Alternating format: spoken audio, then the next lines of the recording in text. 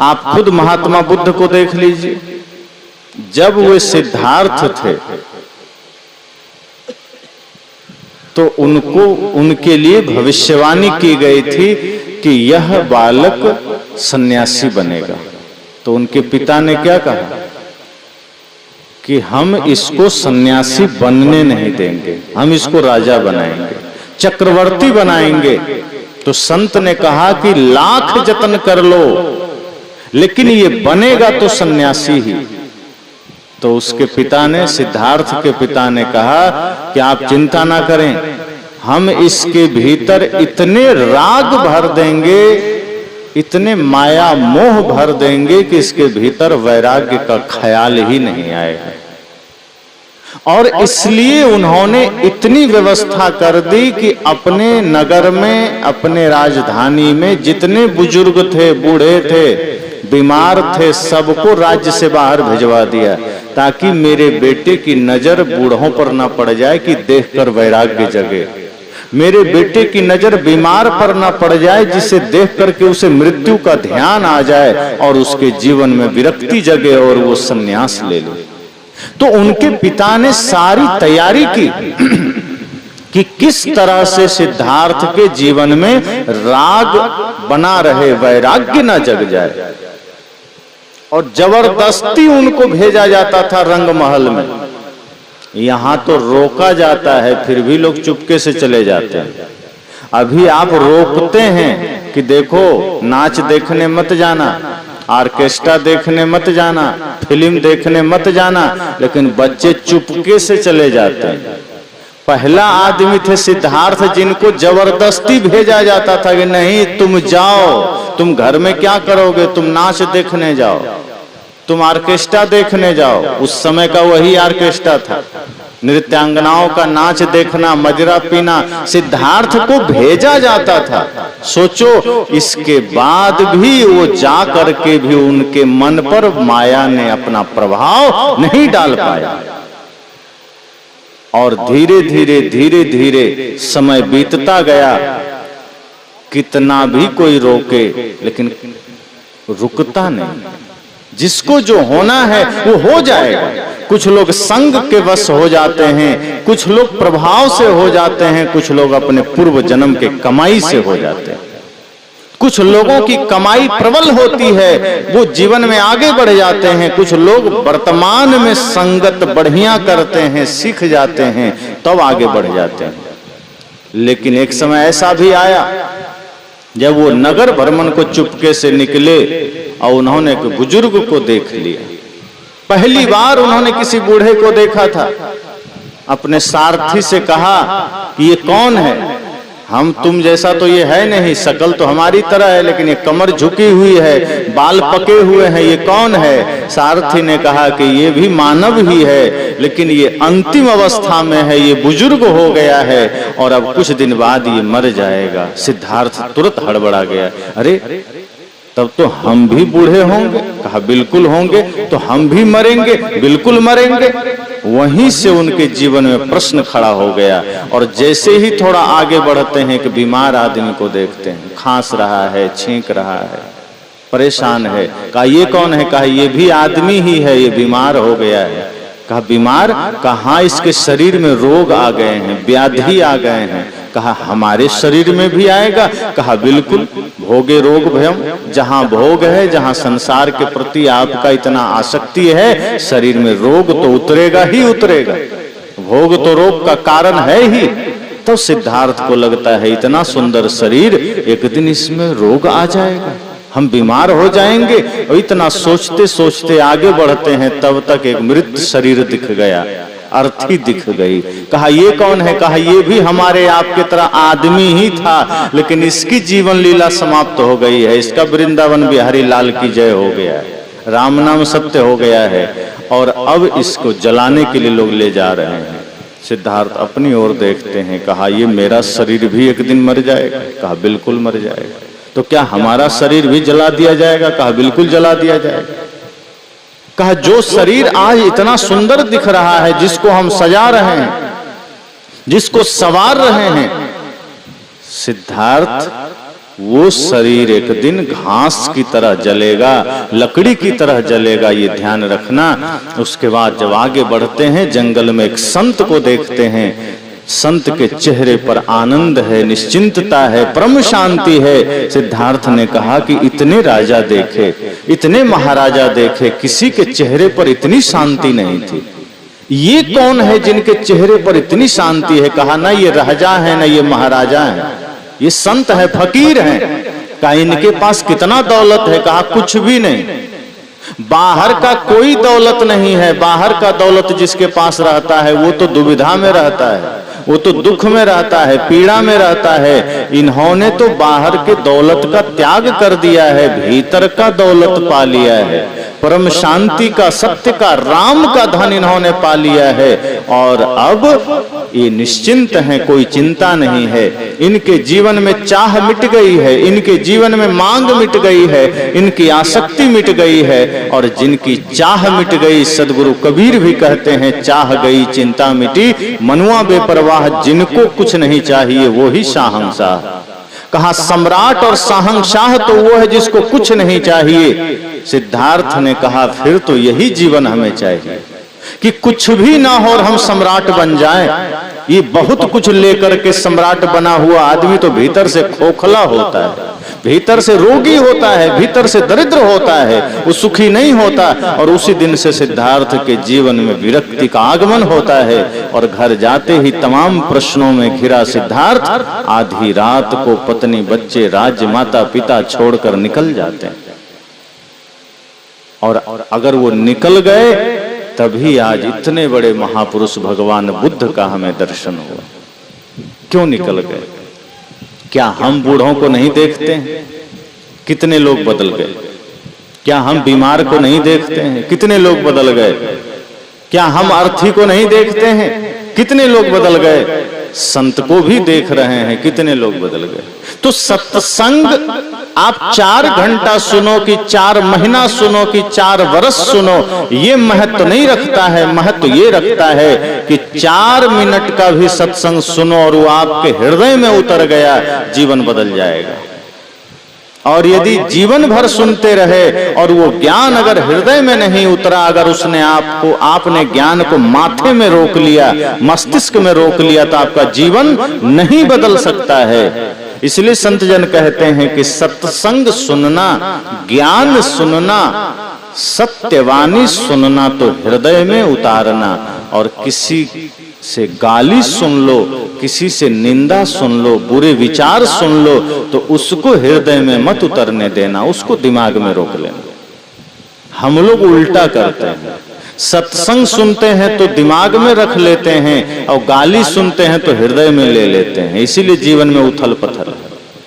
हमारे जीवन में जो समस्या है इसीलिए है, किसी ने गाली दे दिया, हम हृदय में ले लेते हैं, दिल से लगा लेते हैं, फिर हम चिंता में रहते हैं, फिक्र में रहते हैं, उसने मुझे गाली दे दिया, उसने मेरे साथ बुरा व्यवहार कर दिया, ये नहीं चलेगा। क्यों दिया गाली, क्यों निंदा कर दिया? वे देना था, दे दिया। आप अपने हृदय में ज्ञान का आगमन करो, बुरे विचारों को मत आने देना, वरना आपका हृदय गंदा होगा। अब एक कहानी सुनते हैं ना, समुद्र मंथन हुआ, प्रतीक है सब। वास्तव में कहानियां, कथाएं हमें समझाने और सिखाने के लिए बनाई जाती है। यथार्थ में ऐसा नहीं है कि समुद्र मंथन हुआ, जहर निकला तो सब भागने लगे, कोई पीने को राजी नहीं, लेकिन शिव जी पी गए। लेकिन शिव जी ने क्या किया? कंठ में रोक लिया कि हृदय में उतरने दिया। जहर था, कंठ में रोक लिया। ये बहुत बड़ा संकेत है कि इसी तरह से अगर संसार में कोई गाली रूपी जहर आपको दे तो हृदय में मत उतरने देना, आप भी कंठ में रोक लेना। अगर कोई निंदा का जहर दे, कोई शिकायत का जहर दे, कोई आलोचना का जहर दे आपको भी, तो पीना जरूर, लेकिन उसको हृदय में मत उतरने देना, वरना नष्ट कर देगा आपको। उसको कंठ में रोक लेना और कहीं से ज्ञान अमृत मिल जाए। जब बाद में अमृत निकला, सब लोग पी गए, संत कहते हैं इसी तरह जब कोई ज्ञानामृत मिले, सत्संग मिले, तब उसको कंठ में मत रोकना, उसको हृदय में रोक लेना। तो सत्संग थोड़ी देर का भी हो, लेकिन उससे जीवन बदलना चाहिए। हम कहां बदल पाते हैं? रत्नाकर और नारद के बीच में या सप्तऋषियों के बीच में थोड़े देर का सत्संग हुआ, मुश्किल से आधे एक घंटे का, उतने में रत्नाकर बदल करके वाल्मीकि हो गए। बुद्ध और अंगुलीमाल का सत्संग हुआ, अंगुलीमाल बदल करके साधक बन गया, बहुत बड़ा अहिंसक बन गया। हम लोगों से भी छोटे छोटे अंगुलीमाल बहुत मिलते रहते हैं और बदल जाते हैं। हम सब भी ये चेष्टा करें कि जो कुछ भी हमारे जीवन में बुराई है, जो कुछ भी हमारे जीवन में गंदगी है, उसको हमें मिटाना है। पहले दिन मैंने कहा था ना, अंदर झाड़ू दे के कूड़ा दूर बहाए। ये सत्संग वही है जहां से हमें ज्ञान का झाड़ू मिलता है, विचार विवेक का झाड़ू मिलता है, जिससे हम गंदगी मिटा सकें। तो सदगुरु कहते हैं सत्संग थोड़ा ही सही, जीवन बदलना चाहिए। आप सत्संग में बैठिए और ध्यान रखिए, ख्याल रखिए कि सत्संग भी आपके भीतर बैठे। सत्संग में हमारा शरीर आ गया, हमारे भीतर सत्संग नहीं आया, तो क्या मतलब है? ये तो ऐसा ही है कि सत्संग में, जैसे पानी में आप चले गए, अब गंगा नदी में आप खूब तैर रहे हैं और आप कहें मुझे बड़ी प्यास लगी है, तो इसका मतलब है कि पानी में आप तो हैं, लेकिन आप में पानी नहीं जा रहा है। आप पी सकते हैं। मछली कहे कि मुझे बड़ी प्यास लगी है, पानी में मीन प्यासी मोहे सुन सुन आवत हंसी। अब पानी में ही है, फिर भी प्यास लगी है। इसका मतलब आप पानी में है, लेकिन पानी आप में नहीं गया है। आप सत्संग में है, लेकिन सत्संग आप में नहीं गया है। महत्व इस बात का है कि आप सत्संग में कितना देर बैठेंगे, उससे ज्यादा महत्व इस बात का है कि सत्संग आपके भीतर कितना गया है। अगर आप 2 घंटा बैठे और 2 घंटा में 1 मिनट का भी सत्संग भीतर नहीं गया, तो वो 2 घंटा व्यर्थ हुआ। अगर आप 10, 20, 50 साल से सत्संग कर रहे हैं और सत्संग भीतर नहीं आया, तो समझना वो 10, 20, 50 साल व्यर्थ चला गया। एक घड़ी आधी घड़ी, आधी में पुनियाद। कबीर साहब के पास एक आदमी गया कि हम संत गुरुजनों का दर्शन कब करें और कितना करें। तो सदगुरु ने कहा देखो, हर दिन करो। तो आदमी ने कहा कि गुरुदेव व्यस्त आदमी है, इतना समय कहाँ मिल पाता है जो हम रोज गुरु जी का दर्शन करें। थोड़ा सा कुछ छूट कर दो, थोड़ा मोहलत दे दो, कुछ तो समय बढ़ा दो। तो सदगुरु कबीर साहब ने कहा ऐसा है, अगर रोज दर्शन नहीं कर सकते हो तो कम से कम सप्ताह में एक बार जरूर करो। तब आदमी ने कहा नहीं नहीं गुरुजी, ये भी संभव नहीं है, काम बहुत है, परिवार है, सबको देखना होता है, सप्ताह में एक बार भी दर्शन हम नहीं कर सकते हैं, कुछ और मौका दीजिए। तब सदगुरु कबीर ने कहा देखो, तब कम से कम 15 दिन में जरूर दर्शन करो। आदमी बड़ा चालाक होता है, वो कहा नहीं नहीं गुरुजी, इतना भी टाइम नहीं है, परिवार के लिए बहुत समय देना पड़ता है, थोड़ा और रियायत कर दो और मौका दे दो। तब कबीर साहब ने कहा देखो, कम से कम 1 महीना में जरूर संत का दर्शन करो, गुरु का दर्शन करो। आदमी ने फिर हाथ जोड़ लिया, कहा नहीं प्रभु, थोड़ा छूट और कर दो। आदमी पहली प्राथमिकता में धन, परिवार, संसार को रखता है और दूसरे तीसरे नंबर में सत्संग को डाल देता है। इसीलिए जीवन से दुख कभी मिटता नहीं है। पहली प्राथमिकता सत्संग की होगी तो आप किसी न किसी रूप में गुरु का दर्शन कर लेंगे। कहने का मतलब शरीर से ही दर्शन नहीं करना है, ज्ञान का दर्शन अगर हम प्रतिदिन कर रहे हैं, सदगुरु के वचनों का दर्शन प्रतिदिन कर रहे हैं, प्रतिपल कर रहे हैं, तब भी जीवन में बदलाव आ जाएगा। लेकिन ना हम ज्ञान का दर्शन कर पाते हैं, ना शरीर का दर्शन कर पाते हैं। तब सदगुरु कबीर ने कहा चलो ठीक है, कम से कम 3 महीना में गुरु का दर्शन जरूर करो। उस आदमी ने कहा 3 महीना में भी ना कर सके तो तब सदगुरु कबीर ने कहा फिर कम से कम 6 महीना में जरूर करो। उसने कहा गुरुजी और कुछ मौका मिल सकता है क्या? कहा 1 साल में तो जरूर करो। कहा तब भी ना कर पाए तब सदगुरु ने कहा फिर चुल्लू भर पानी में डूब मरो। अगर 1 साल में गुरु का दर्शन नहीं कर सकता है तो तुम्हें जीने का कोई नैतिक अधिकार नहीं। फिर धरती पर तुम बोझ हो, तुम्हारे जीने का कोई औचित्य नहीं है, कोई मतलब नहीं है। जिस आदमी को वर्ष में एक बार गुरु दर्शन का मौका ना मिला, जो व्यक्ति वर्ष में एक बार गुरु का साक्षात दर्शन ना कर सका, सदगुरु कहते हैं धरती पर वही आदमी बोझ है, दूसरा कोई बोझ नहीं। ये जानवर बोझ नहीं है, तो फल पा रहे हैं। जितने भी जीव जंतु जानवर हैं, ये तो कर्म फल पा रहे हैं, ये भोग की भूमिका में है, ये मनुष्य कर्म की भूमिका में है। और आदमी कर्म की भूमिका में रहकर भी अगर कर्म नहीं किया बढ़िया कर्म, तब समझना वो धरती पर बोझ है, वो धरती पर पाप इकट्ठा कर रहा है।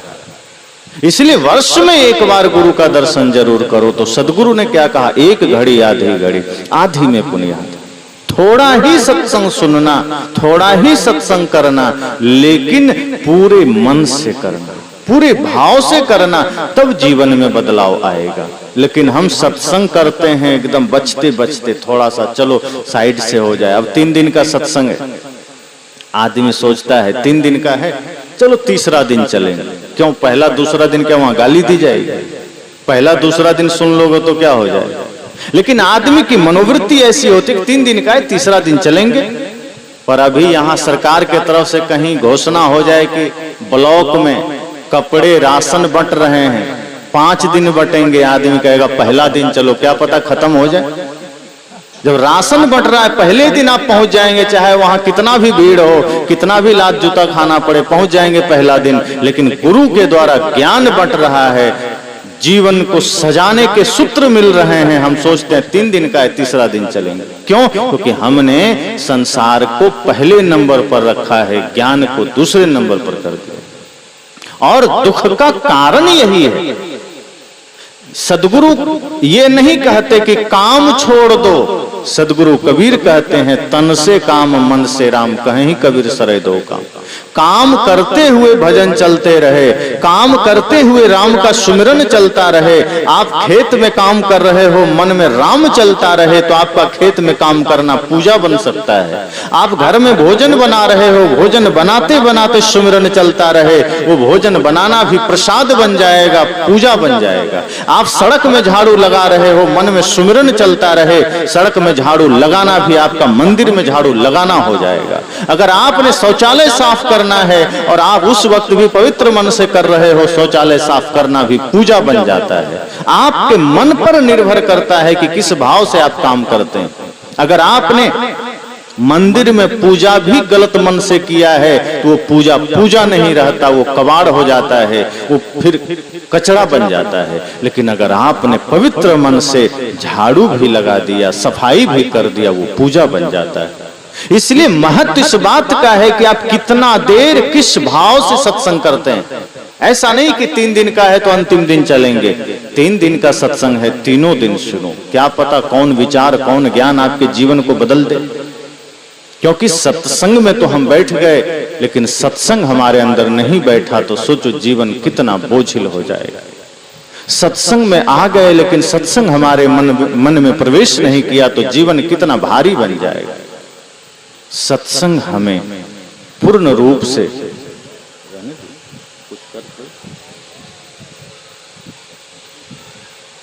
वो भी श्रोता है भाई,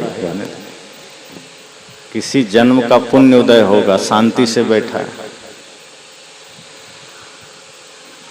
तो सदगुरु कबीर कहते हैं सभी जीव को, सभी प्राणियों को आप इस भाव से देखो, यही तो सत्संग है कि उसमें भी परमात्मा है। एक दूसरे के प्रति प्रेम से देखो, एक दूसरे के प्रति श्रद्धा से देखो। और यही सत्संग है कि क्षण भर को भी सत्संग में बैठो आपका मन बदल जाए, क्षण भर को भी सत्संग में बैठो आपका जीवन बदल जाए। लेकिन हम करते उल्टा है, 2-4 घंटे भी सत्संग में बैठेंगे और जब यहां से लौटेंगे कोई घर में पूछेगा क्या सुना, तो कितने लोग को याद रहता है? आदमी कहता है देखो ध्यान नहीं है, थोड़ा सा सुना, भूल गए।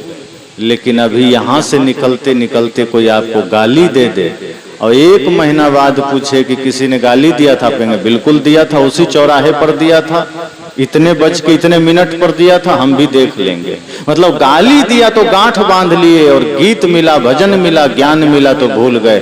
ज्ञान याद नहीं है, गाली याद है।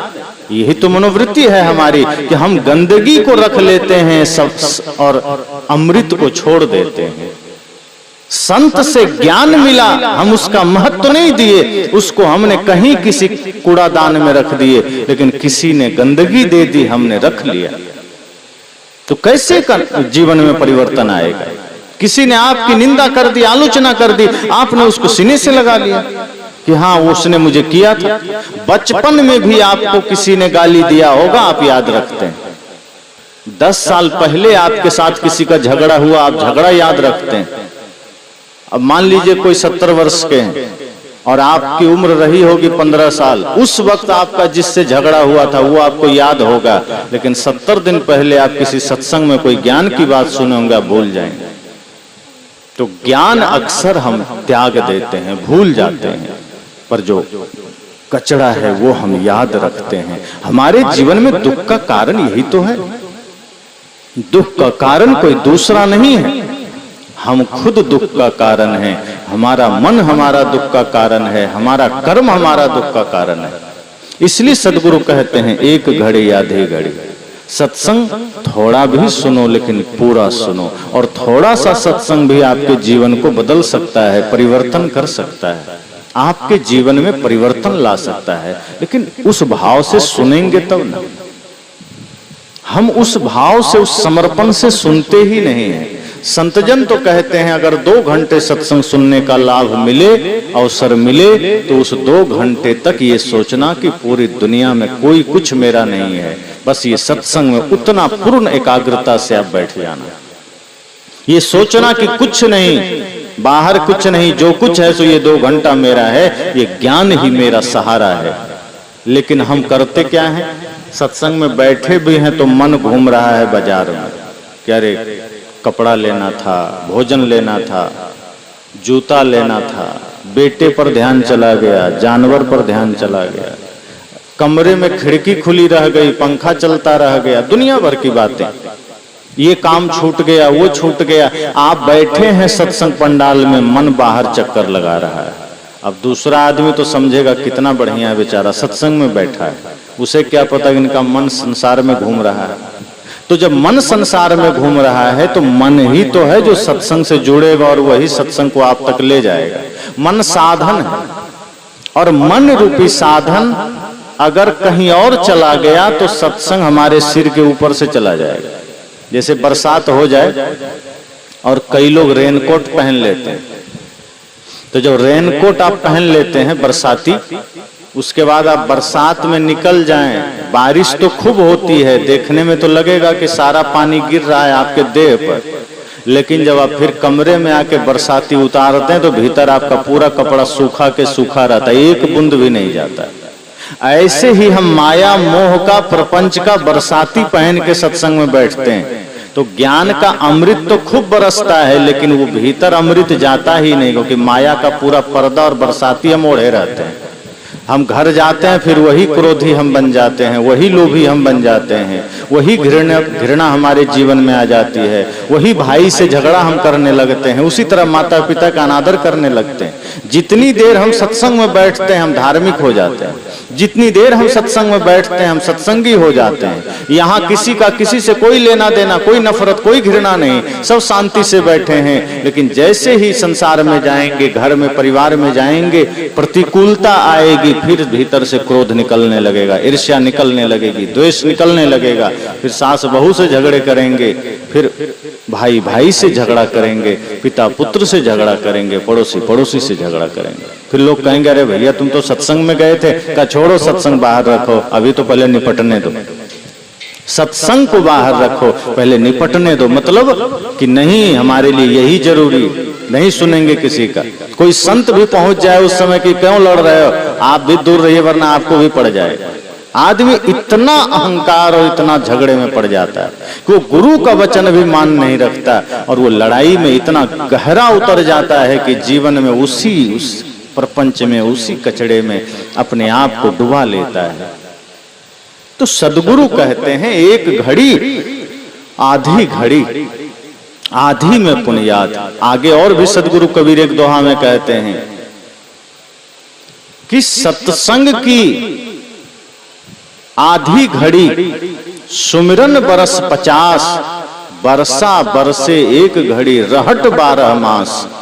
वे कहते हैं कि अगर आपने आधी घड़ी सत्संग किया है तो सुमिरन अगर 50 बरस आपने किया है अर्थात नाम जप, तब भी सत्संग ही भारी पड़ेगा, गुरु का ज्ञान ही भारी पड़ेगा। कैसे? जैसे लोग रहट पहले चलाते थे किसान लोग खेत में सिंचाई करने के लिए, बड़ा सा कुआं होता था, छोटे छोटे उसमें जलपात्र उसमें चक्का में बंधा होता था, और वो जब घूमता था तो नीचे जलपात्र में पानी भरते भरते ऊपर आता था, फिर वो पानी गिरता था, फिर पानी भरता था, ऊपर आता था, उसको रहट कहते हैं। अब उसमें आप दिन भर भी सिंचाई कर लो तो कितना सिंचाई कर लोगे, लेकिन एक घड़ी अगर बारिश हो जाए ठीक से तो पूरा गांव का गांव भर जाता है पानी से। यही है कि आप सुमिरन करते रहो जीवन भर, लेकिन आधा घड़ी आधी घड़ी सत्संग कर लिया, गुरु का ज्ञान सुन लिया, तो वो सुमिरन से भी महत्वपूर्ण हो जाता है। सत्संग से जीवन बदल जाता है, इतना महत्वपूर्ण है सत्संग। लेकिन करना यही है कि सत्संग में हमें पूर्ण समर्पण से बैठना है। आप ये सोचना कि हम 2 मिनट भी बैठें तो इस एकाग्रता से बैठें कि कुछ तो परिवर्तन आवे हमारे जीवन में, हम अपना कुछ तो बुरा त्याग करके जाएं, कुछ तो बुराई छोड़ करके जाएं। हम सत्संग में आते हैं तब भी बुराई छोड़कर नहीं जा पाते।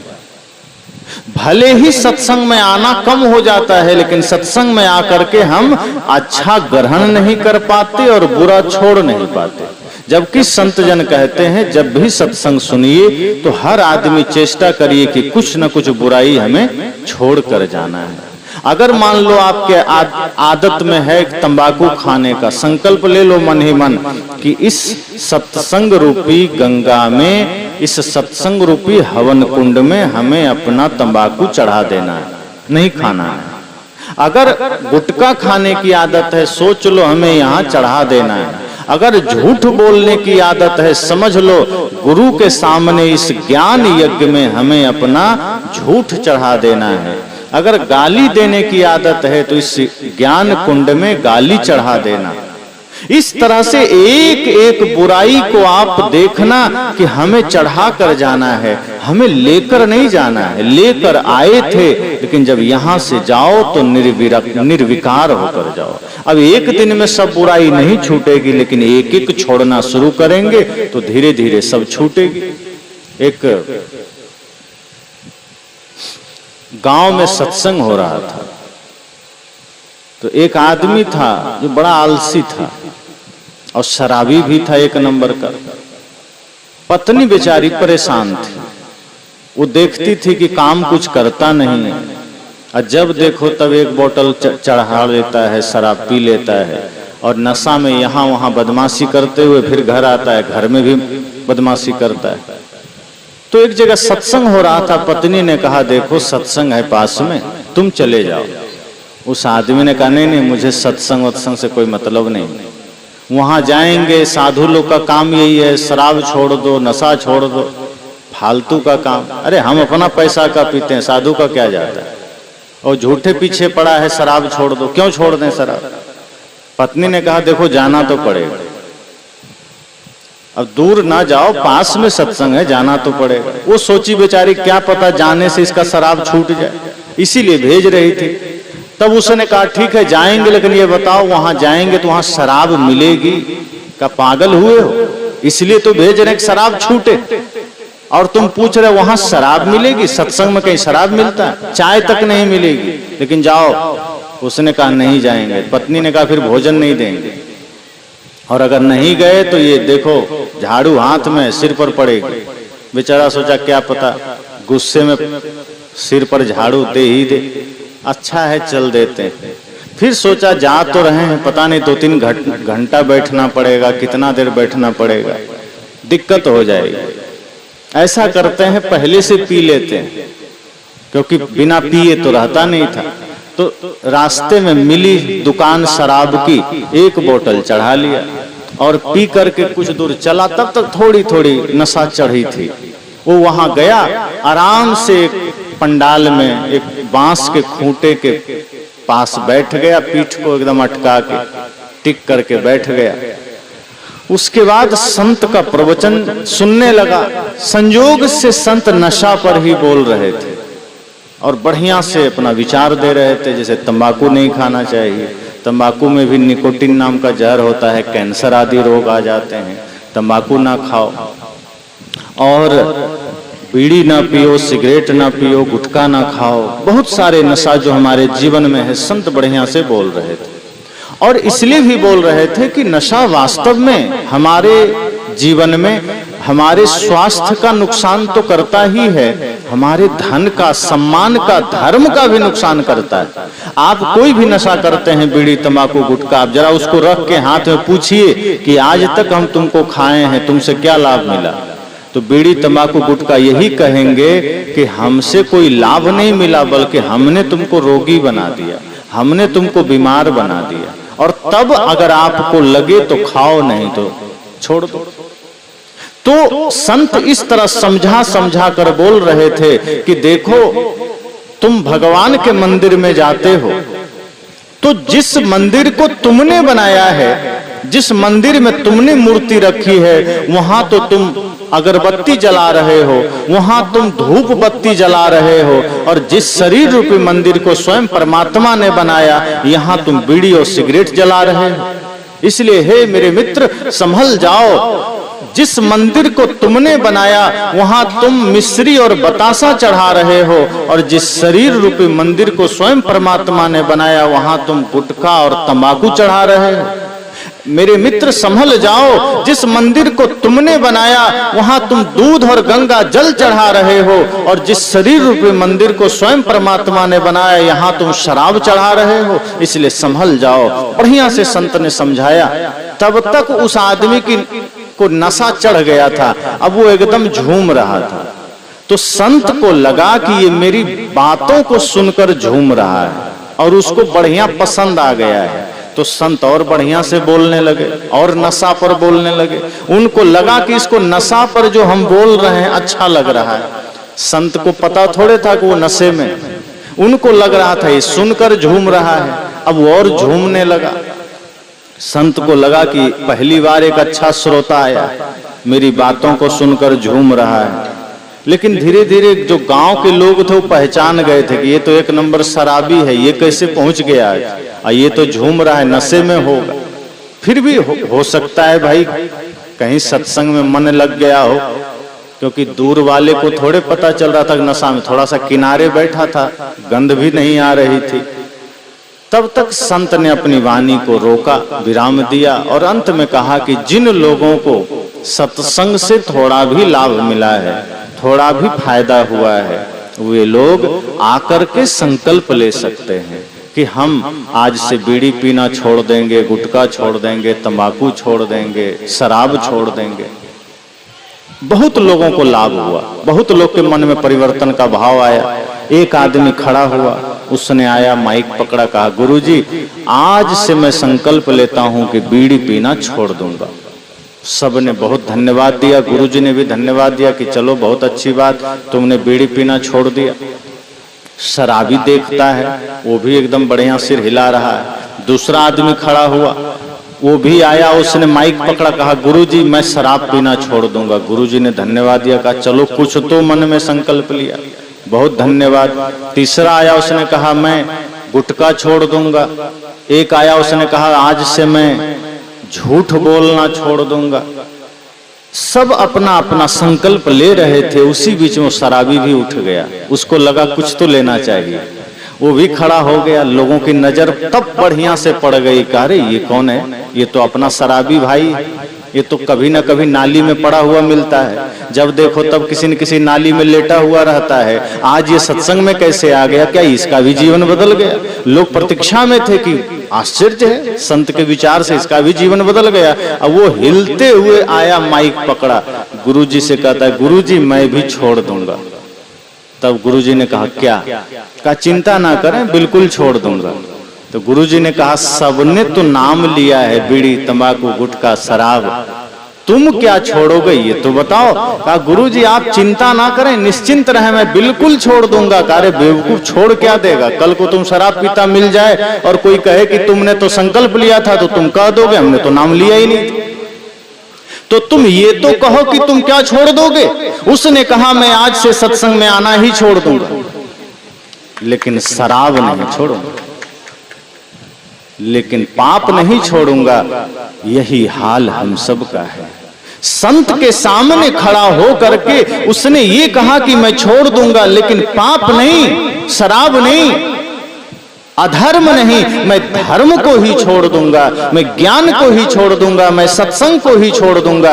वही हम करते हैं। हम सत्संग में आते हैं, बैठते हैं, संत को सुनते हैं, लेकिन ज्ञान ही छोड़कर चले जाते हैं, सत्संग ही छोड़कर चले जाते हैं। पंडाल से उठते हैं, कपड़े झाड़ते हैं, कपड़े झाड़ने के साथ ज्ञान भी यहीं झाड़ देते हैं।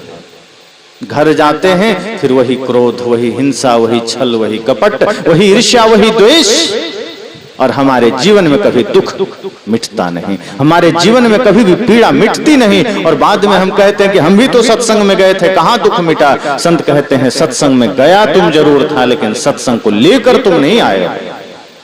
जिस दिन सत्संग में आने के बाद सत्संग को साथ में ले जाएंगे, तभी सत्संग से जीवन बदलेगा। आप सत्संग को पंडाल में ही छोड़ देते हैं। अब पंडाल में सत्संग छोड़ देंगे तो घर में कैसे काम करेगा। सत्संग को साथ में ले जाना। और सत्संग तो यहां सिर्फ सुन रहे हैं, असली सत्संग तो घर में, बाजार में, खेत में, खलिहान में, ऑफिस में ही होना है। यहां से सत्संग को ले जाना घर में। और जिस दिन आप सत्संग घर में ले जाएंगे, झगड़ा बंद हो जाएगा घर में। ध्यान रखना, क्योंकि एक बार में एक ही काम हो सकता है। अगर आपने अपने हृदय में सत्संग को ले लिया है और घर चले गए, तो जिस प्रवृत्ति के कारण आप लड़ते थे, अब उस हृदय में वहां पर सत्संग ने डेरा जमा दिया है। और जिस हृदय में सत्संग बैठ गया, वहां से अब गाली नहीं निकल सकता है। जिस हृदय में सत्संग का निवास हो गया, वहां से झूठ नहीं निकल सकता है। और फिर भी अगर निकल रहा है तो समझ जाना सत्संग यहां बैठा ही नहीं। और इसलिए तो हम सब ने चालाकी की, मंदिर बना दिया गांव के बाहर, और शमशान घाट और ज्यादा बाहर। मंदिर बना दिया बाहर, शमशान घाट और ज्यादा बाहर। और घर को क्या बना दिया, बूचड़ खाना। मंदिर बनाना था अपने शरीर को, अपने घर को, हमने इसे नहीं बनाया, बाहर बना दिया। क्यों? अगर घर को मंदिर बनाएंगे तो फिर मंदिर में भगवान बैठेंगे, और भगवान बैठेंगे तो फिर बुराई हम कर ही नहीं सकते, छल हम कर नहीं सकते। लेकिन करना हमें बुराई है, तो राम को हम घर में कैसे बैठने देंगे? फिर तो रावण को बिठाना पड़ेगा। हृदय में हम राम को कैसे बिठा लेंगे? जिसके हृदय में राम बैठ जाएंगे, वो व्यक्ति अपने भाई से झगड़ा कर पाएगा? जिसके हृदय में राम का निवास हो जाएगा, वो अपने भाई का हक मारेगा? जिसके हृदय में राम बैठेंगे, वो अपने माता पिता का अनादर करेगा? माता पिता का अनादर करने के लिए हृदय में रावण का बैठना जरूरी है। भाई का हक छीनने के लिए हृदय में रावण का बैठना जरूरी है। पर स्त्री पर कुदृष्टि करने के लिए हृदय में रावण का बैठना जरूरी है। क्योंकि राम हृदय में रहेंगे तो पर स्त्री पर कुदृष्टि तो छोड़ो, पर स्त्री की छाया भी आ जाए तो राम हट जाते हैं। इतनी मर्यादा करते हैं। पर आज अगर समाज में इतने सारे पाप हो रहे हैं, इसका मतलब है कि हृदय में रावण बैठा है, और राम को हमने मंदिरों में ताला बंद करके बैठा दिया कि तुम यहीं रहो। आज हमने समाज में कहीं बाहर मंदिर बना लिया राम का, और उसमें बैठा दिया, ताला लगा दिया, जैसे कि राम कोई कैदी हो, तुम उसी में रहो, हम जब चाहे ताला खोलें, जब चाहे ताला लगाएं। राम राम ना हुए जैसे कोई अपराधी हो गए। जिस राम को हृदय में रखना था, जिस राम को घर में रखना था, जिस राम को अपने जीवन शैली में रखना था, उस राम को आपने चार दीवारी में बंद कर दिया। राम दीवारों में बंद करने योग्य नहीं है। अगर कहीं बंद करना है तो रावण को बंद करो, जिसके वजह से संसार में इतने अपराध हो रहे हैं, जिसके वजह से संसार में इतने पाप हो रहे हैं। आज इसी समाज में एक दूसरे पर कुदृष्टि करने वाले लोग कौन हैं? पाकिस्तानी थोड़े हैं, चाइनीज थोड़े हैं, अपने ही समाज के बच्चे हैं, अपने ही समाज के लोग हैं। आज उसको बचपन से बढ़िया परवरिश नहीं मिली, बढ़िया संस्कार नहीं मिला, बढ़िया शिक्षा नहीं मिली, इसलिए वही बच्चे जो भगत सिंह भी बन सकते थे, जो राम बन सकते थे, वो उसको बढ़िया संस्कार ना मिला, वो रावण बन गया। जो अब्दुल कलाम बन सकता था, उसे बढ़िया संस्कार नहीं मिला, वो कसाब बन गया। किसके वजह से? क्योंकि सत्संग हमारे घर में नहीं गया, सत्संग हमने पंडाल में ही छोड़ दिया, ज्ञान हमने पंडाल में ही छोड़ दिया, राम को हमने मंदिर में बंद कर दिया, कबीर को हमने मंदिर में बंद कर दिया, ज्ञान को हमने किताबों में बंद कर दिया। ज्ञान किताब में रहने के लिए है, ज्ञान आपके हृदय में आना चाहिए, राम आपके हृदय में आना चाहिए। आज हमारे घरों में अब राम जी के, कृष्ण जी के, बुद्ध, महावीर, कबीर के तस्वीर कहां रखते हैं? पहले के समय में हम लोग छोटे छोटे थे तो बहुत घरों में जाते थे तो देखते थे दीवार में लोग राम जी का, कृष्ण जी का, कबीर साहब का, भगत सिंह का तस्वीर लगाए रहते थे। अब जब मैं घरों में जाता हूं, बढ़िया बढ़िया घरों में, तो हीरो हीरोइन की तस्वीर लोग लगाए रहते हैं। अब ना राम जी का तस्वीर है, ना कृष्ण जी का है, ना भगत सिंह का है, ना लक्ष्मीबाई का है, ना मीराबाई का है। सोचो जिस घर में अब दीवारों पर महापुरुषों की तस्वीरें हटा दी गई, उस घर का संस्कार क्या होगा? और दीवार पर तस्वीर ऐसे नहीं हटा है, पहले दिल से हटा है। दिल में राम थे, हट गए, दिल में भगत सिंह थे, हट गए, दिल में लक्ष्मीबाई थी, हट गई, तब दीवार से भी हटे। पहले हमने दिल से हटाया, दिल में हमने राम को नहीं बिठाया, दिल में हमने कृष्ण को नहीं बिठाया। आज हमारे हृदय में राक्षस का डेरा है, आज हमारे हृदय में बेभिचारियों, पापियों, दुष्टों का डेरा है। इसीलिए हमारा उसका प्रदर्शन दीवारों पर होता है, घर में होता है। इसलिए संत कहते हैं कि आप सत्संग थोड़ा ही सुनिए, लेकिन सत्संग को घर लेकर जाइए। और जब आप सत्संग को घर लेकर जाएंगे तो आपका जीवन बदलेगा, आपका जीने का ढंग बदलेगा, आपका चिंतन बदलेगा, आपकी सोच बदलेगी। और अगर सत्संग घर तक नहीं गया तो आप जैसा थे वैसा ही रह जाएंगे, आपका जीवन जैसा था वैसा ही रह जाएगा। इसलिए बदलना है, परिवर्तन लाना है तो सत्संग को घर तक ले जाना होगा, तभी ये छोटे छोटे बच्चे भी बदलेंगे, वरना ये सब गीत गाते रहेंगे, फिल्मी गाने गाते रहेंगे। आप सत्संग करिए पंडालों में और बच्चे गांव, पता चला घर में मोबाइल में फिल्मी गीत सुन रहे हैं, फिल्म देख रहे हैं, क्रिकेट देख रहे हैं, यही होगा। आप इधर हल्ला मचाते रह जाइए कि राम का भजन करना है, कृष्ण का भजन करना है, उधर बच्चे आपके हाथ से निकल जाएंगे।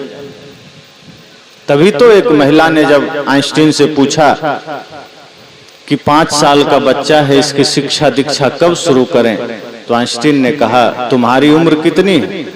उसने कहा मैं अपने बच्चे के लिए पूछ रही हूँ, मेरी उम्र से आपको क्या लेना देना? कहा नहीं, बताओ तुम्हारी उम्र कितनी है? उसने कहा 25 साल। कहा फिर तो तुम 25 साल देर से आई हो, मतलब क्या है? उसने कहा कि जो शिक्षा दीक्षा संस्कार अपने बच्चों में तुम देना चाहती हो वो तुम्हारे ही जीवन में हो जाने चाहिए थे। अगर तुम 25 साल पहले तुम्हारे ही जीवन में वो संस्कार आ जाते तो आज देने की जरूरत ना पड़ती, तुम्हारा संस्कार अपने बेटे में तुम खुद भर सकते थे, वो खुद आ जाता। अगर माता पिता खुद संस्कारी नहीं हुए, सत्संग सुनकर के खुद जीवन में परिवर्तन नहीं आया, तो बेटे को तुम क्या कर लो?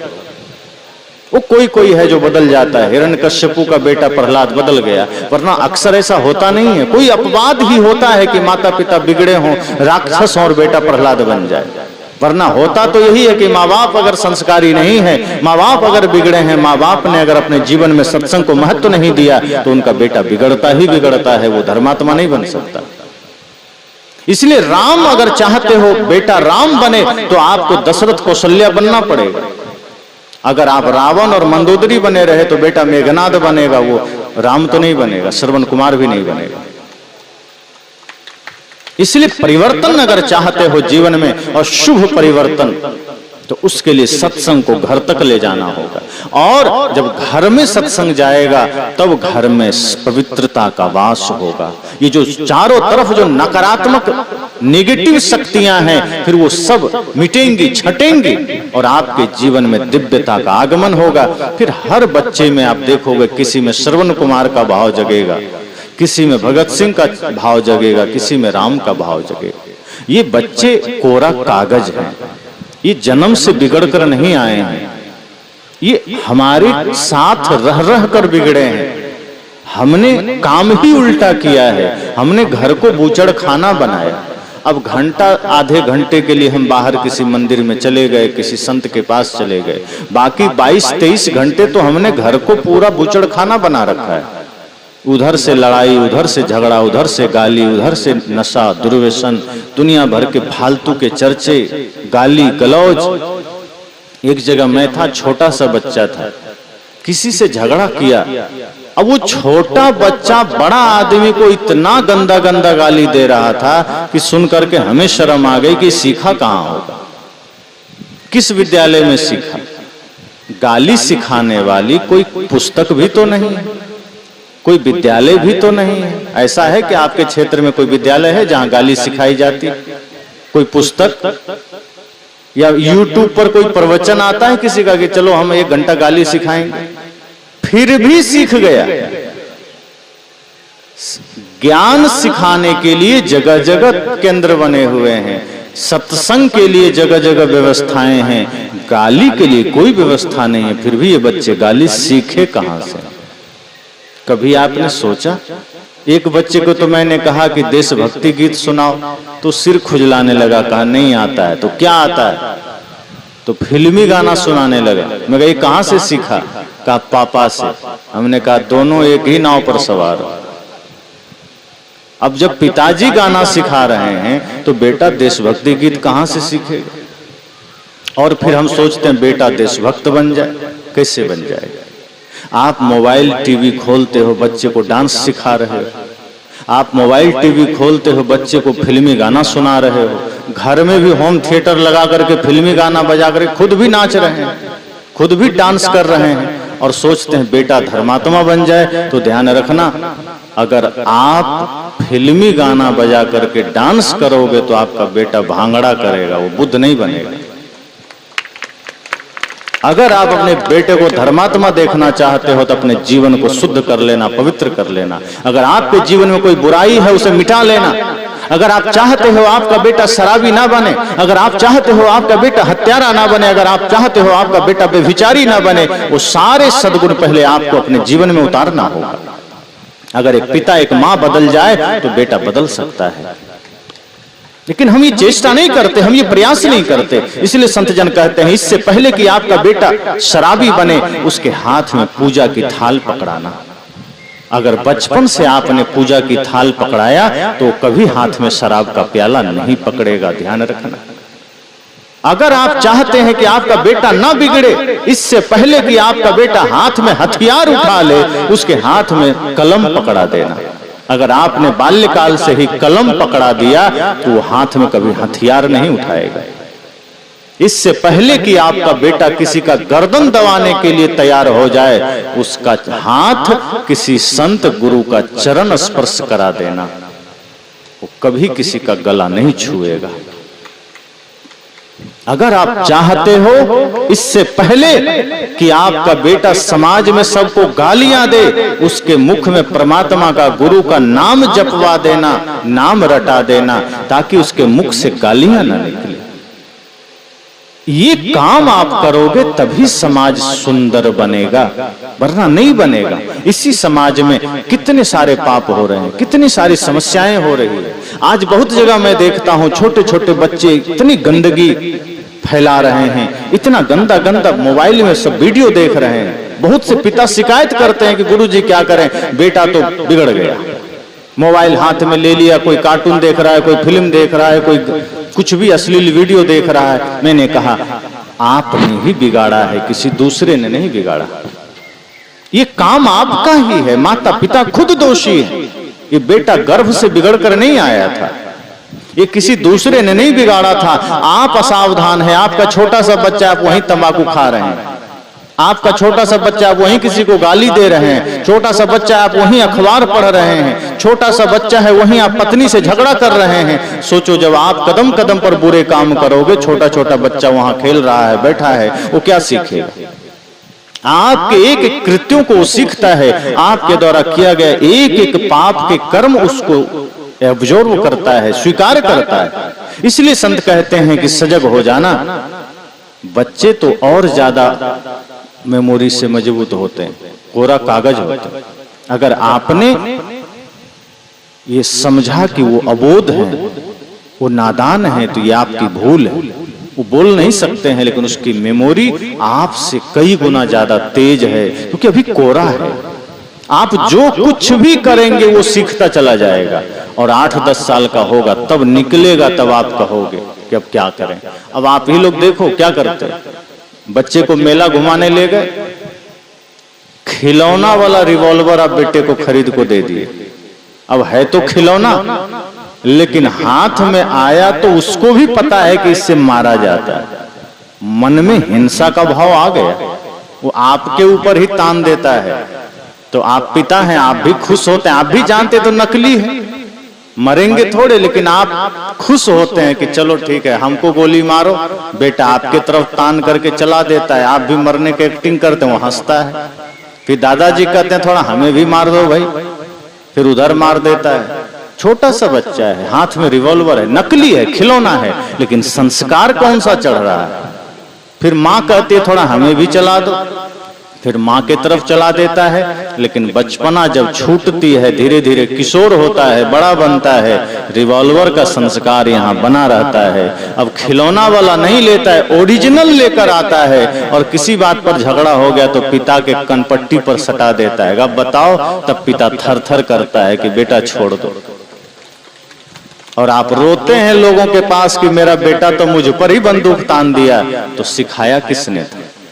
बचपन में खिलौना वाला रिवॉल्वर दे के बड़का जो है बच्चा बच्चा कर रहे तो मेरा बेटा अब झेलो।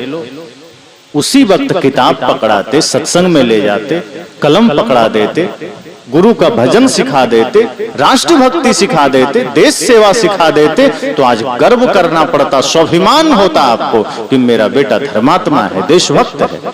पर आज अपने ही समाज के लिए वो लड़का कलंक बन रहा है, इसका जिम्मेदार एक माँ बाप है। आपके इसी मोहल्ले में अगर किसी बहन बेटी को निकलने में, रात में अगर भय महसूस हो रहा है, तो समझ जाना इस समाज के लोगों को चुल्लू भर पानी में डूब कर मर जाना चाहिए।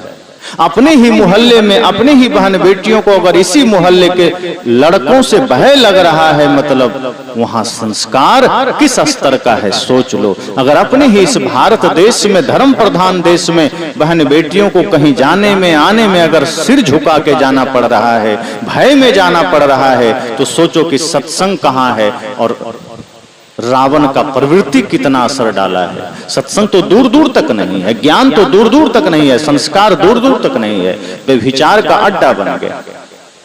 इसलिए संस्कार जरूरी है, इसलिए बच्चों में शिक्षा संस्कार एक साथ देना। शिक्षा तो आप दे रहे हैं, ABCD की दे दिए, धीरे धीरे अंग्रेजी विद्यालय में पढ़ाने लगे, लेकिन संस्कार नहीं दिया तो पढ़कर भी आ जाएगा, तो वो राक्षसपना नहीं मिटेगी, उसके भीतर से व्यभिचार वाला बुद्धि नहीं मिटेगी, वो भर गया है। लेकिन संस्कार अगर आपने दिया तो भले ही वो एक क्लास कम पढ़ेगा, लेकिन संस्कारी बनेगा, फिर वो धर्मात्मा बनेगा, इंसान बनेगा, फिर वो समाज में सबकी कदर करेगा, माँ बहन बेटियों को सम्मान से देखेगा, सभी लोगों के साथ सम्मान का भाव रखेगा, धर्म के मार्ग पर चलेगा, राष्ट्र की सेवा में खड़ा होगा।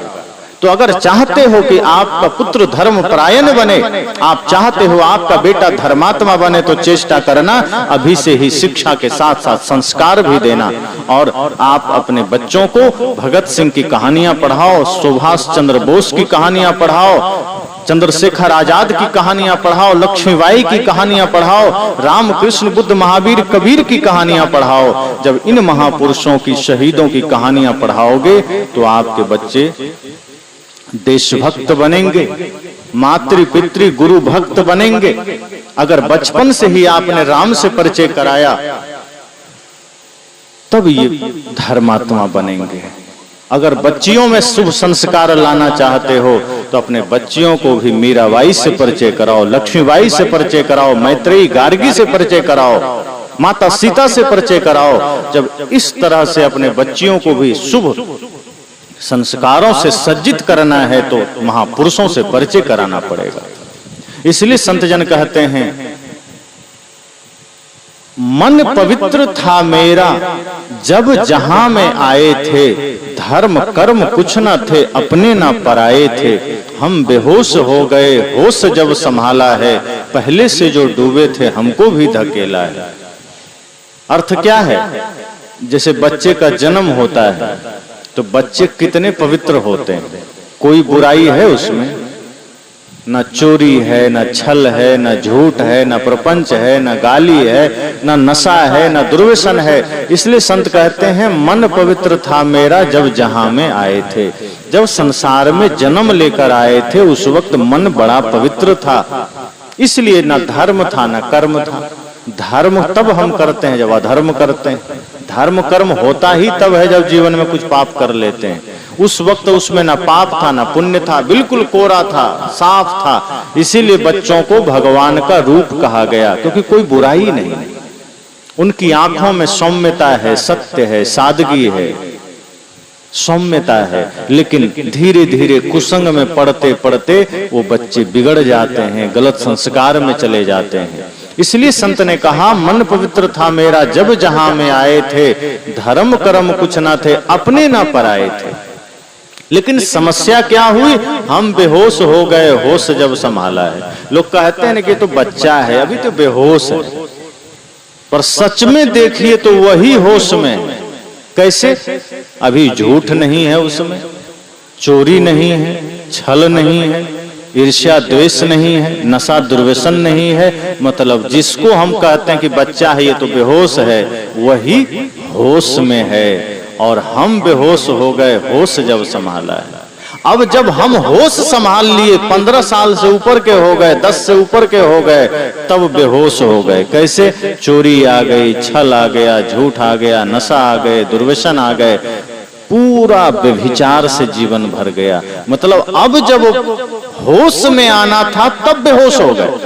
संसार की नजर में नहीं, अब तो बड़का होश लायक हो गया, अब तो ये बच्चा होश संभाल लिया, यही कहते हैं ना, अब तो ये बड़ा हो गया, अब ये होश संभाल लिया। नहीं, अब बेहोश हुआ है।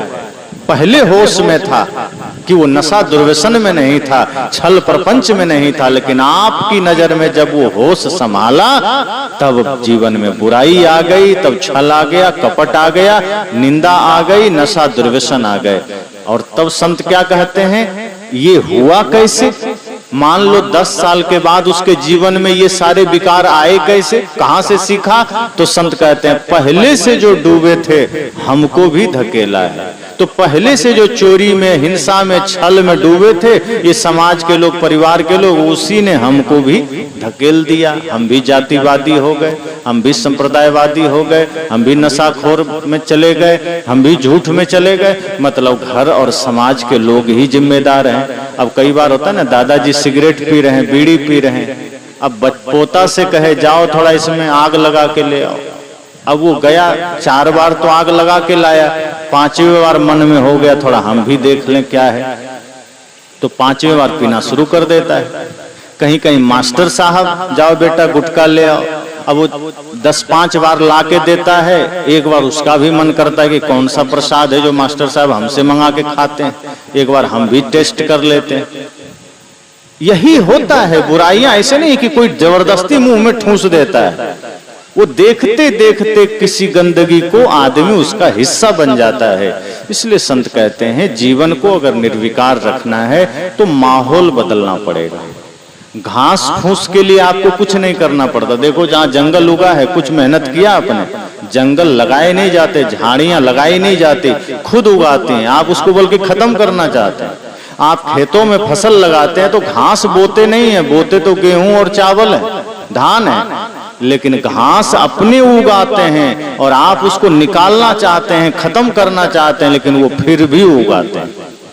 लेकिन ऐसा कहीं होता है कि नहीं, कुछ नहीं, घास बोए और गेहूं उगाया कि चलो भाई आज हम खेत में घास बो देते हैं, गेहूं भी उगाएगा। तो गेहूं नहीं उगता, आप गेहूं बोगे तो घास उग आएगा। घास के लिए मेहनत नहीं करनी पड़ती क्योंकि उसका कोई महत्व नहीं है।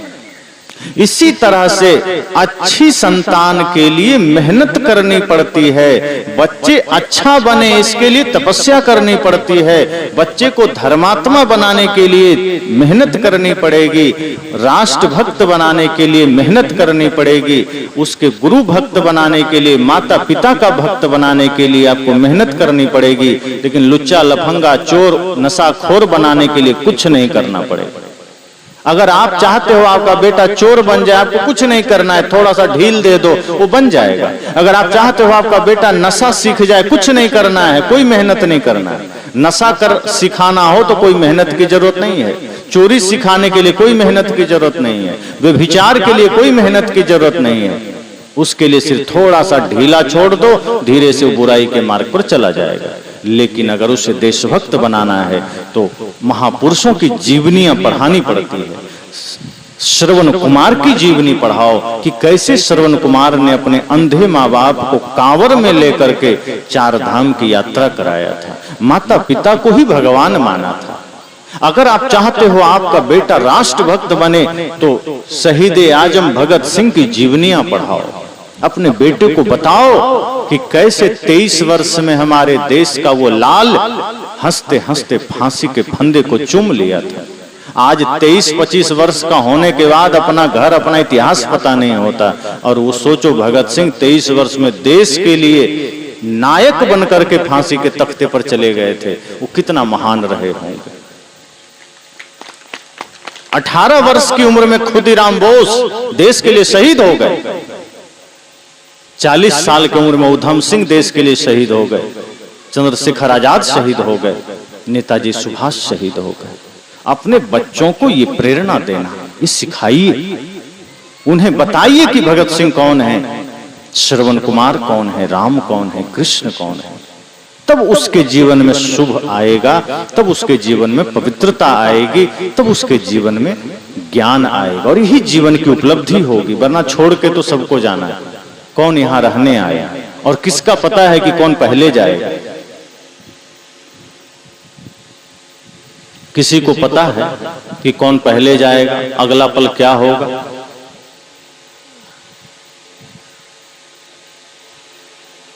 किसी को पता नहीं। अगला पल किसको किससे बिछुड़ना पड़ जाए कोई नहीं जानता। अब जैसे ये 3 दिन का सत्संग है, अभी विराम होगा, पंडाल उखड़ जाएगा, सब लोग चले जाएंगे।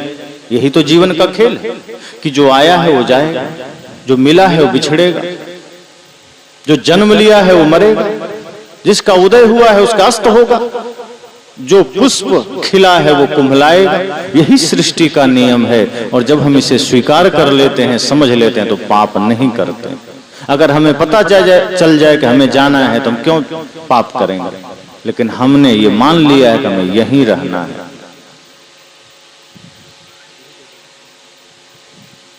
संत कहते हैं ना, उम्र देख पल पल घटी जा रही है, निकट मौत छिन छिन चली आ रही है। उम्र देख पल पल घटी जा रही है, निकट मौत छिन छिन चली आ रही है। समझ ले तू बंदे इशारा घड़ी का, नहीं है भरोसा जरा जिंदगी का। मजा लूट ले बंदे गुरु बंदगी का, नहीं है भरोसा जरा जिंदगी का। मजा लूट ले बंदे। संत कहते हैं ध्यान देना, इशारा हो चला है घड़ी का। कब मौत कहां कब किसके जीवन में आ जाए कोई नहीं जानता। किसका किससे बिछुड़ना हो जाए कोई नहीं जानता। कोई नहीं कह सकता कि पिता पहले जाएगा कि पुत्र पहले जाएगा। ये नियम नहीं है। हमें तो लगता है कि नहीं, जो बूढ़ा होगा पहले वही जाएगा। कभी कभी जवान भी पहले चला जाता है, कभी कभी बच्चा भी पहले चला जाता है। इतना नश्वर क्षणभंगुर जीवन है। हम ये ना सोचे कि हाँ हम भी बूढ़ा होकर ही जाएंगे। सौभाग्य समझो कि आप बुढ़ापे तक हैं, लेकिन सौभाग्य तब होगा जब बुढ़ापे तक जी करके आपने धर्म कमाया है। तुलसीदास जी कहते हैं ना, बड़े भाग्य मानुष तन पावा, सुर दुर्लभ सदग्रंथ ही गावा। तो भाग्य तब होगा जब इस शरीर का सदुपयोग होगा।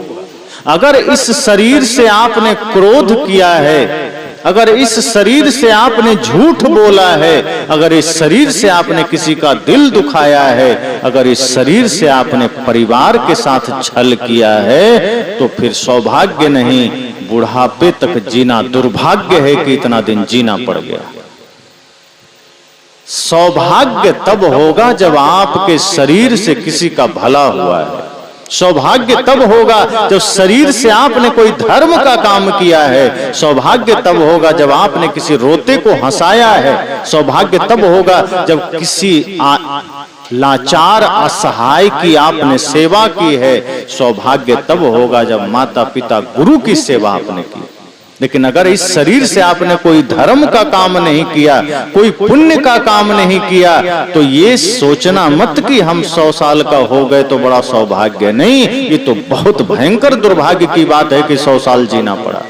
जिस शरीर से कोई धर्म का काम नहीं हुआ वो तो जीने योग्य ही नहीं है। शरीर वही सार्थक है जिससे धर्म का काम हम करते हैं। हम तो रोज छल कर रहे हैं, हम तो रोज घृणा कर रहे हैं, हम तो रोज निंदा शिकायत कर रहे हैं, हम तो रोज प्रपंच कर रहे हैं, लड़ाई झगड़े कर रहे हैं। तो ये शरीर सौभाग्य का नहीं, दुर्भाग्य का कारण बन जाता है। इसलिए ध्यान रखना कि बहुत लंबा जीना महत्वपूर्ण नहीं है, थोड़ा भी जियो। खुदीराम बोस 18 वर्ष का थे तभी फांसी हो गई थी, लेकिन पूरा भारत हृदय में रखता है। और कितने लोग होंगे जो 100-100, 150-100 साल जी करके चले गए, कोई जानता तक नहीं, पड़ोसी भी नहीं जानता। तो ऐसी लंबी आयु नहीं चाहिए। आयु खुदीराम बोस की तरह हो, आयु भगत सिंह की तरह हो कि 18 साल का, 23 साल का मिले लेकिन पूरा भारत सीने में रखे। खुदीराम बोस भी चाहते खेलते खाते परिवार में जीते, लेकिन उन्होंने अपने जीवन को मां भारती के चरणों में चढ़ा दिया। भगत सिंह भी चाहते। अब सोचो, भगत सिंह को फांसी 23 वर्ष में हुई, तो देश सेवा कब शुरू किया होगा उन्होंने? ऐसा तो है नहीं कि यहाँ 22 साल में शुरू किया होगा। इसका मतलब है कि जब वो 12-13 साल के रहे होंगे तभी देश सेवा में कूद पड़े होंगे। सोचो, 12-13 साल का लड़का अंग्रेजों की गुलामी से मुक्ति के लिए आजादी की लड़ाई में स्वयं को झोंक दिया, और इतना ज्यादा झोंका, इतना ज्यादा सक्रिय हुए कि 20 साल के पार जाते जाते महात्मा गांधी से ज्यादा पॉपुलर हो गए। ये कोई छोटी बात है? गांधी जैसे नेता और राजनेता के होते हुए, महात्मा गांधी के होते हुए भगत सिंह उनसे ज्यादा पॉपुलर हो गए। मतलब समझ सकते हो कि उन्होंने कौन सा रूप धारण किया होगा, किस तरह मां भारती की सेवा में उन्होंने अपने को लगाया होगा। ये साधारण बात नहीं है। और खुदीराम बोस 18 साल में फांसी पर गए, मतलब कब शुरू किया होगा लड़ाई? 14 के रहे होंगे, उन्होंने भी शुरू कर दिया होगा। और आज बच्चे 25 साल के हो जाते हैं, उन्हें अपने खेत खलिहान से मुक्ति नहीं मिलती, रिश्ते नातों से, दादा दादी मामा फूफा से मुक्ति नहीं मिलती। जॉब लेना है, जॉब लेना, इसी में उनका 25-30 साल निकल जाता है। देश क्या है, देश की सेवा क्या है, देश की संस्कृति क्या है, देश की सभ्यता क्या है, देश की मर्यादा क्या है, वो जानते ही नहीं, प्रयास ही नहीं करते। कैसे जॉब लेना है, इसी में हमारा 30-35 साल निकल जाता है। लेकिन देश की सेवा कैसे करनी है, माता पिता गुरु की सेवा कैसे करनी है, अपना एक एक पल हमें कैसे सेवा में लगाना है, हम इस पर ध्यान ही नहीं देते, हम इसकी चेष्टा ही नहीं करते। और माता पिता भी ऐसे हैं कि अपने बच्चों को इतना स्वार्थ भर देते हैं कि ये तुम्हारा खेत, ये तुम्हारा जमीन, ये तुम्हारी पढ़ाई। अब उसको धन के लिए इतना तैयार कर देते हैं कि बच्चा बड़ा भी होता है तो अपने धन के बारे में सोचता है, नौकरी के बारे में सोचता है, कमाई के बारे में सोचता है, वो देश के बारे में नहीं सोचता। और इसलिए वो माता पिता के बारे में भी नहीं सोचता। फिर माता पिता बूढ़े हो जाते हैं, फिर वही बेटा पानी देने को भी तैयार नहीं होता, फिर वही कहता है कि नौकर रख देते हैं, मुझे तो ड्यूटी में जाना है, समय नहीं। और अगर पिताजी गुजर गए तो वो कहीं लंदन में है, तो वहीं से मैसेज भेजता है कि देखो तुम लोग अंत्येष्टि कर दो, हमारा बिजनेस का घाटा हो जाएगा। मतलब पिता से महत्वपूर्ण उसके लिए बिजनेस हो गया। क्यों? क्योंकि पिता ने बचपन में उसको बिजनेस ही सिखाया था कि ये धन कमाओ, नौकरी करो, यही महत्वपूर्ण है। उसने आदमी की कीमत ही नहीं बताई। माता पिता गुरु का महत्व ही नहीं बताया, और जिसको बचपन में माता पिता गुरु का महत्व ना बताया गया हो, वो बाद में धन के आगे माँ बाप को भी दो कौड़ी का समझता है। इसलिए ध्यान देना, बच्चे को धन कमाने की शिक्षा देना, लेकिन ये ध्यान रखना कि पहले वो धर्म को रखे। अगर धर्म से पहले धन आ गया तो आपके ही जीवन में खतरा पैदा होगा। इसलिए मैंने कहा एक घड़ी आधी घड़ी, ये सत्संग हमारे जीवन में एक घड़ी का भी हो जाए तो समझना जीवन बदल जाएगा।